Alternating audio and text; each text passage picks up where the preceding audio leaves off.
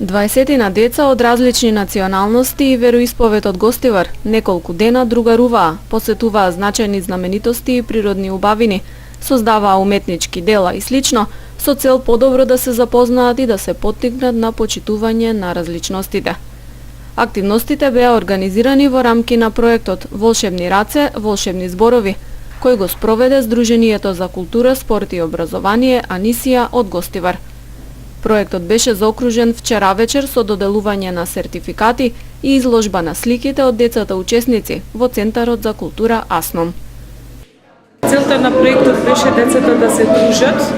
Дружбата траеше 5 дена од 13 до 17 и преку игри, работилници и посети на значајни објекти во градот и околината да научат за своите разлики, за јазичните разлики, за верските обичаи, за традицијата и да научат дека и покрај големите разлики меѓу сите се исти.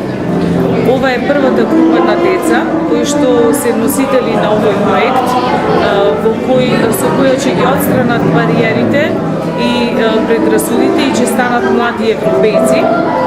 А со тоа се надевам дека оваа мисија ќе ја шират меѓу своите другарчиња и дека во иднина Министерството за култура ќе поддржува повеќе вакви проекти во кои ќе учествуваат поголем број на деца, а исто така и поголем број на денови со цел дружбите да бидат што покомплетни.